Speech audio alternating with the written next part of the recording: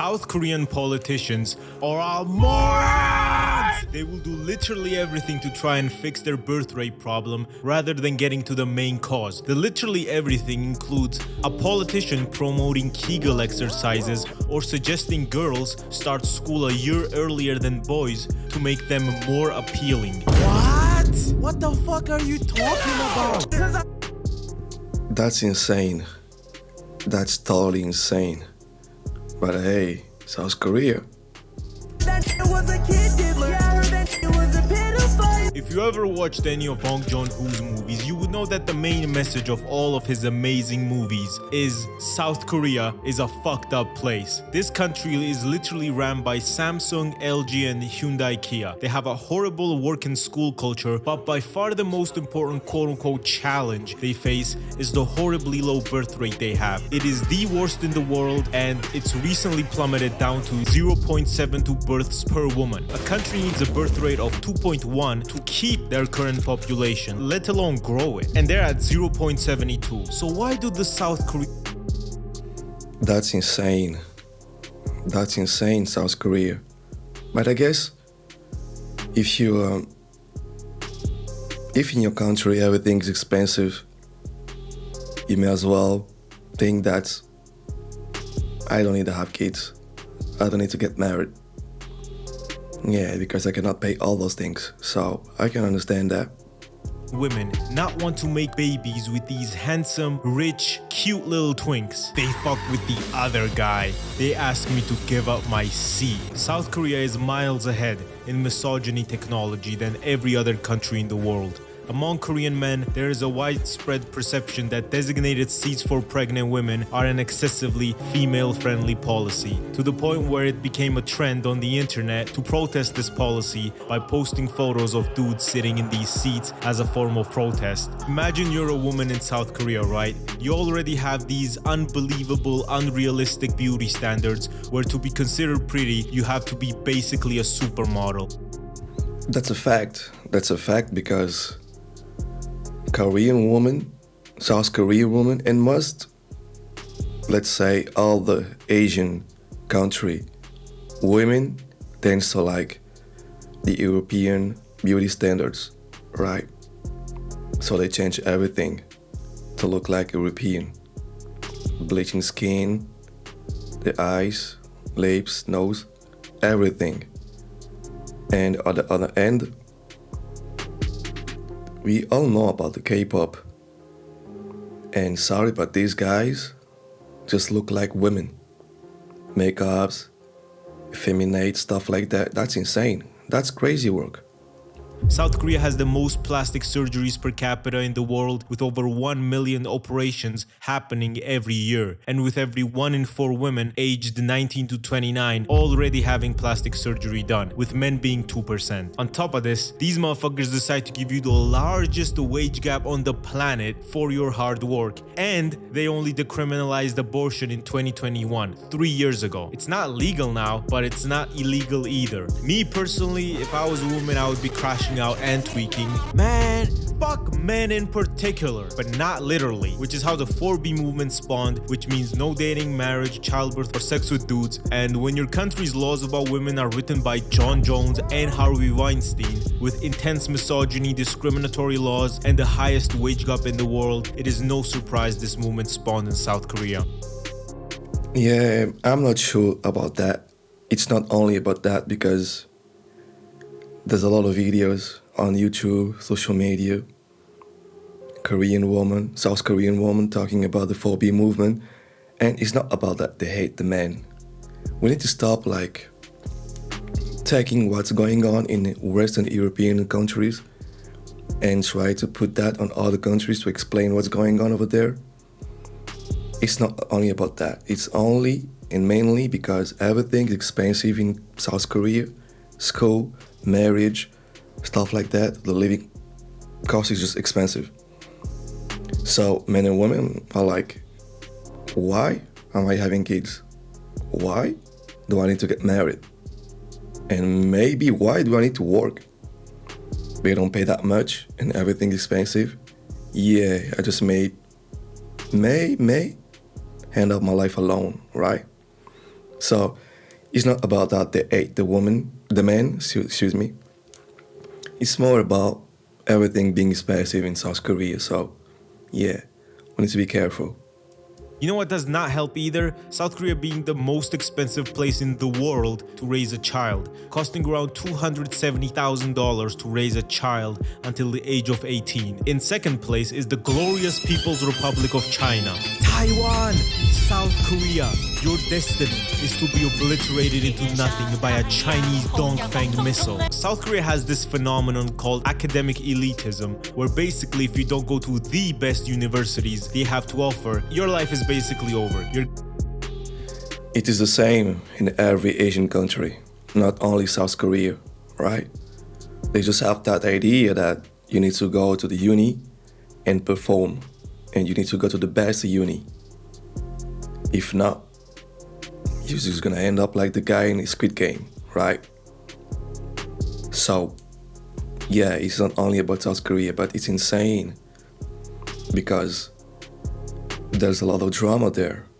And I hope he's gonna explain and talk about that because that's insane. I get a shitty job, no money, you will be sucking dick behind the KFC on Daihakro Street for money. And then there are the Sky Universities, Seoul, Korea, and Yonsei Universities. Whether or not you get into one of these three universities decides your financial and social position in the country for the rest of your life. It's like parkour civilization. So there's a huge pressure on the Korean youth to get into one of these, which is why private tutoring has a whole term for it called hagwons, and why it's a $20 billion industry. Because every parent, no matter their financial capability, wants their child to succeed. And since Korean society is set up in a way where you need to go into the sky schools, Korean households spend more on private tutoring than housing and food. Because of these exorbitant prices, households can barely afford one kid, let alone more. And they also probably don't want to put their kids through the same education hellhole. Facts, because why would I want to have kid and let him like live that life? That's insane. That's literally insane. I'm not doing that. So I understand South Korean men and women, because you have 3 uni and you need to perform to get into one of them, and if you're not, you messed up, bro. What's the goal here? What's the goal? I don't see that. It's just miserable. But at the same time, it's very interesting because having that system, you are sure to have the best people, you know, the best students, the best workers. You're just gonna be sure you have the elite amongst the elite, because people are competing to go into these 3 uni, and you're gonna have the best among the best. But at the same time, you create an elite group of people, and the other one that just can't get there, they're useless, and that's insane. He went through an 8-hour entrance exam? Real question. 48 hours with Diddy or 8-hour entrance exam that decides the rest of your life? Discuss in the comments below. The Korean entrance exam, CSAT, aka Kokskibidi ass torture, literally has killer questions that are bullshit questions just to make the student scores lower. A lot of times these questions aren't included in normal schools either, but are only included in these private tutoring schools. So already, if your kid is not in those expensive private cram schools, he's set back by this capitalist shithole called South Korea. And these killer questions are either some insane deluded algebra questions that have not been solved by any mathematician ever, or some obscure literary takeouts. What did Tyla respond to Kai Cenat when Kai asked her out on a date? That's a filthy work. No way. That's not true. That's not true. Stop that, my boy. God, bro. They only decided to remove these questions last year, so good job on that. But Koreans still spend nearly $20 billion a year on these private tutoring schools. Usually what happens in a normal Korean teen's day is they go to school from 8 a.m. to 4 p.m., already 8 hours of classes, and then goes to the private cram school, which usually goes from 6 to 9, already 11 hours of classes, and then the rest of the day is spent studying at home before falling asleep and lacking on sleep. A lot of people estimate that they spend 12 to 17 hours a day just studying. Hey, why are the fertility rates low? Bro, if you told me I had to study 15 to 17 hours? No, my boy. No, that's insane. That's a crazy work right there. I can stand why people are just like, I'm done. I'm leaving. I'm leaving the country. In fact, I'm going to Europe, South Asia, America, Latin America, stuff like that, to just have a peaceful life. I understand that.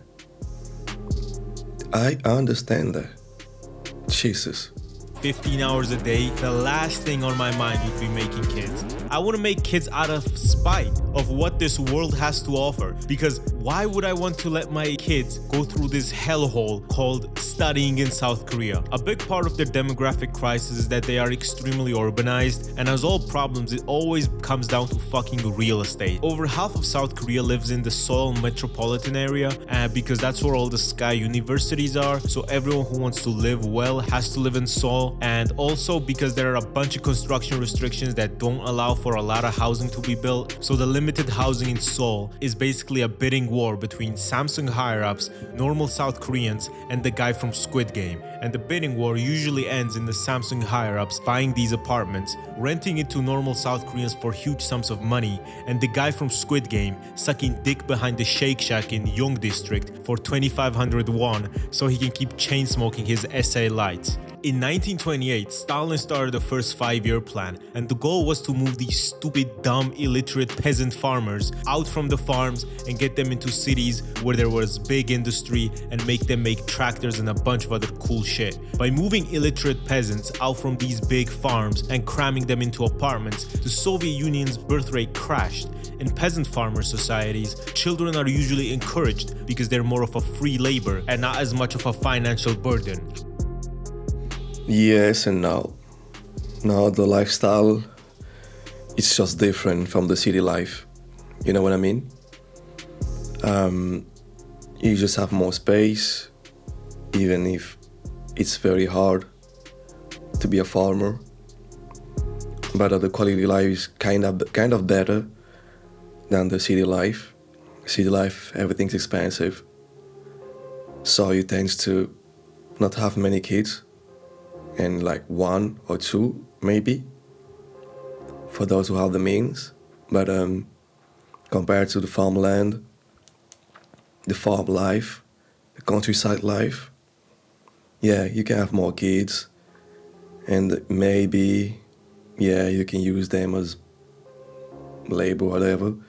But it's just not about that only. The lifestyle is different, the culture is different.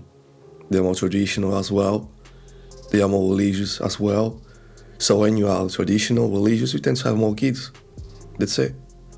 However, in cities, raising children is expensive, and you also don't get a large family to help with farming. You're all alone in that Samsung factory, resulting in this, where you can clearly see that the fertility rates in big cities are much, much lower than their less urbanized areas. In Vienna's airport, they made the benches purposefully uncomfortable to keep people from sleeping on it. A real dedicated sleeper like me will never succumb to the capitalist invention of anti-homeless infrastructure. And even though these metal roads were hitting me straight in my hips, I had an amazing 8-hour-long sleep in this airport. Governments will spend hundreds of thousands of dollars building anti-homeless infrastructure just for me to sleep on it, when the only anti-homeless infrastructure that works is giving the homeless homes. And yeah, South Korea is cooked on all fronts. Not only everything I mentioned, but also their views are literally the complete opposite of women. It's like the South Korean male population thinks women are their enemy, because what even is this divide? It's literally just two opposite extremes, and the chances of them getting along to the point where they would want to have children is slim to none. No, I disagree. Like I said, it's not about hating men. We need to stop bringing to other countries what's going on in Western European countries. Okay, right? We need to stop doing that. It's only because everything expensive, not because South Korean women hate South Korean men. No, it's not about that. There's maybe a little bit about that, but it's not about that. South Korea, like other Asian country, like Africa, like Middle East, they are traditional. And in every country ruled by traditional people, men tend to be conservative, not progressive. Because of your family, the family structure, the gender role, everything needs to be in the place. Right? Meanwhile, in the Western European country, they are more liberal, more progressive. So the behavior tends to be different. And we still can see that even in Western European countries, men are conservatives, women not. You see, that's the difference. Now, what's happening in Asia, Middle East, Africa, Latin America, they are watching on social media, because now everybody's connected. They are seeing the lifestyle of Western European women. Free, can do whatever they want, be independent, dress the way they want, speak their mind, stuff like that. Those women from those traditional countries want to be the same as Western Europeans women, right? That's why you have men from Western European country going over there, Asia, South Asia, Africa, Latin America, Middle East, to find women. Since those societies are traditional and conservative, women tend to follow that in those countries. It's very difficult for them to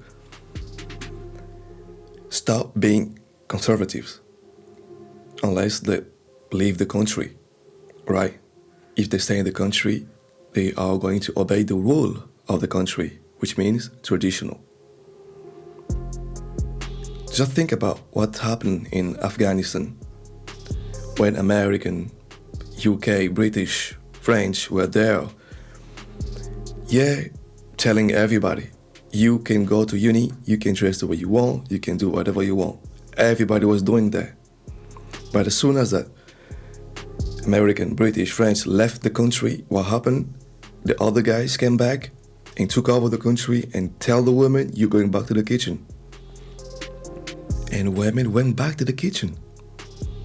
They did not follow the men. They went back to the kitchen.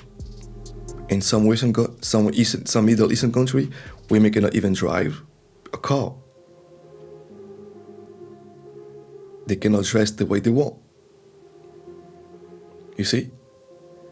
That's the reason why those countries are watching what's going on in Western European country, and women there want to be the same as women in Western European country. That's easy. Because of this toxic work, education, and dating culture, South Korea has the highest self-end rate in a first world country. Recently, I went out for a walk in Tbilisi with Chaebols, discussing important topics such as Diddy and Skibbity toilet. And when I came back to my apartment, my Lenovo monitor had broken itself. Hong Kong had disappointed me. The warranty people told me it would take 3 weeks to order me a new one, and I would genuinely rather be waterboarded than not have access to my computer for 3 weeks. So I went ahead and got a new Samsung monitor. With this, I contributed to the mafia, not so secretly running the country of South Korea. In 2017, the son of the chairman of Samsung literally bribed the president for a corporation favor that would benefit Samsung and then got exposed for it. The president got overthrown and Lee got sentenced to 5 years in prison. Then they reduced it to 2.5 years and released him after serving only 1 year in prison. Then, for some reason, he had a retrial about this, got sentenced back to prison for 2 years and 6 months, and then when there was a global chip shortage in the world, Joe Biden went to South Korea because America needed more chips, and the new president of South Korea pardoned the chairman of Samsung, and now he leads Samsung. That's insane. That's insane. But only rich people can do that. You know what I mean? Only rich people. To go to prison for 5 years, and then it goes to from 5 to 2.5 years, and then you just do 1 year, go outside, then you go put inside, and the president of America go to your country and ask the president, you need to let go, my boy. We need those ships. That's insane. Really liking this monitor though. Like, look, I can rotate it and watch Instagram reels like this. I don't know what it would take for the South Korean government to realize that their ultra-capitalist society is the cause for all their difficulties, such as being an incel, pulling 2014 ISIS numbers, and the real estate market being horrible. Also, their three big companies, but mainly Samsung, have so much power over there that every politician is there to serve Samsung's interests and not the South Korean people. You guys already saw how Samsung literally bribed the president with $37 million, and that is only one of the things they have been exposed for. Just imagine how many secret deals have been taking place with Samsung's leaders and Korean politicians. I do not care how much money you have. If you're going to be alone for the rest of your life and also hold some extreme beliefs about the opposite sex and also never be able to own a home for yourself, no matter how much money you have either way, because Samsung exists, what's the point? And government-funded matchmaking events to try and get people to talk to each other is not going to fix the fact that even if they really liked each other, they wouldn't be able to afford the home because Samsung keeps buying up all the property to the point where they have their own little town dedicated to themselves. But a bunch of corporate. It is the same in every country. It is the same. I'm surprised that people are surprised, right? We know that few families run every country, in every race, in every culture. This is not new. Do you remember? We started as a tribe, and we had a leader in that tribe. And then we went from the tribe to a spiritual guide. He was controlling everybody.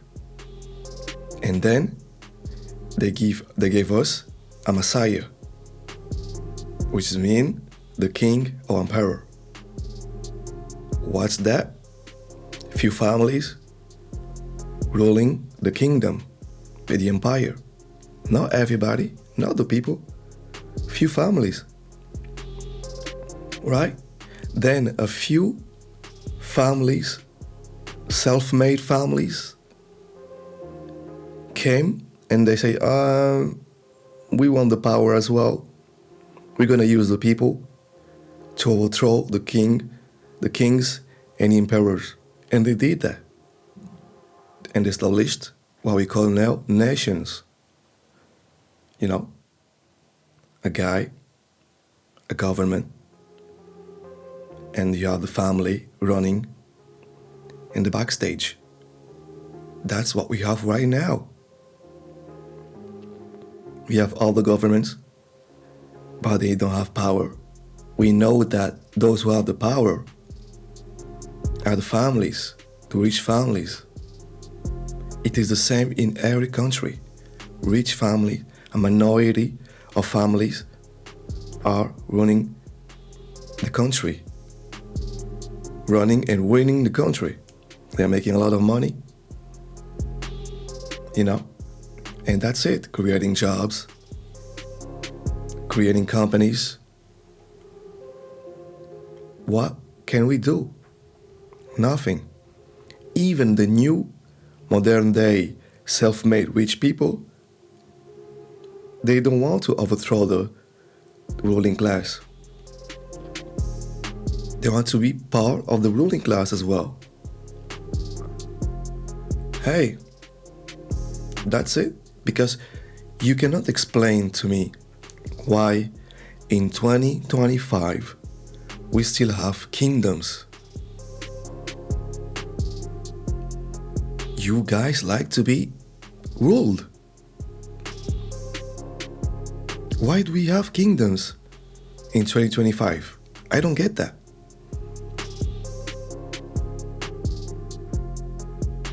Comment below in comment section. Tell me why and explain to me. And tell me if we need it or not. I think we don't need it. But comment below and explain to me. Have their own office towns. This isn't my big beef with them. I hope my Samsung monitor does not shut itself off using their Samsung AI to detect the words I'm writing and fucking explode my monitor. Because people in Korea get born in the Samsung medical.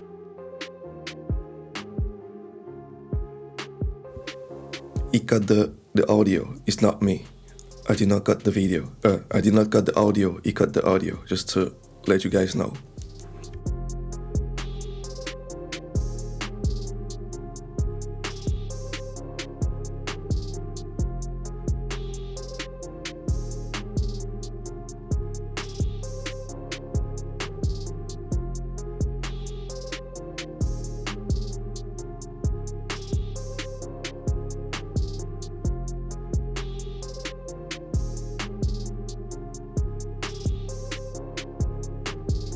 That's crazy.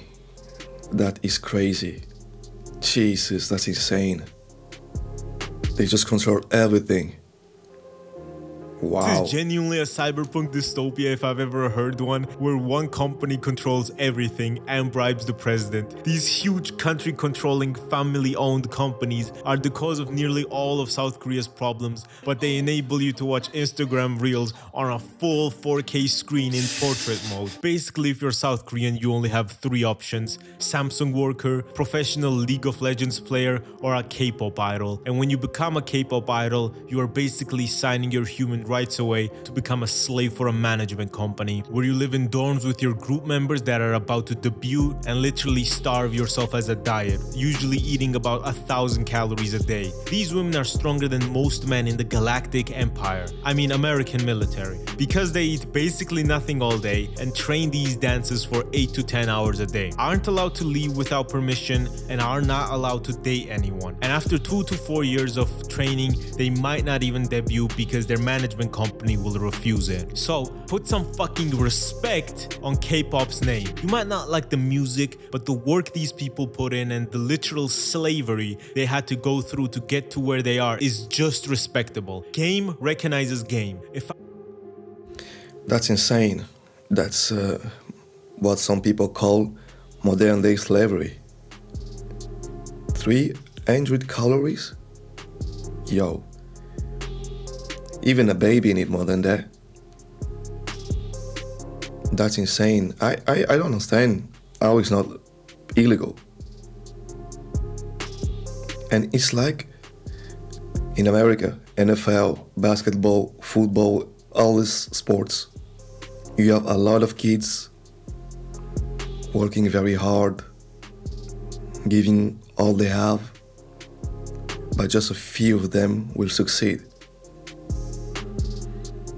It's not the same, of course, because at least American athletes, they have a good condition. They live in a good condition life when they enter those spaces. I'm not saying before, because you have a lot of them that have a poor background, came from, poor background, stuff like that. And but as soon as they go to the high school and start playing, it's way better than the K-pop. Way better. Way better. K-pop is just, it's crazy. It's really a modern day slavery. That's insane. And only few of them will succeed. Jesus. Was a slave for 4 years, and then random American teenagers made fun of me because I look gay and have plastic surgery, I would freak out. I would defect to North Korea and send one of their Hwasong 19 missiles to that kid's house. Bye bye, Russia! What do you think nearly all the cinema that comes out of South Korea is about hating rich, big, corrupt companies such as Parasite and Squid Game? This is their reality that they're living through. Side note, on top of this, they require me a visa to go there? Ah, hell nah! know who doesn't require a visa for me? The European Union and China. I know who I'm choosing. Like and subscribe and goodbye. 天上太阳红呀红。 Yo. Shout out to Gattsu for the video. Yeah, it's very sad. It's very, very sad. Most of us are lucky to be in the West, and sometimes we forget about that.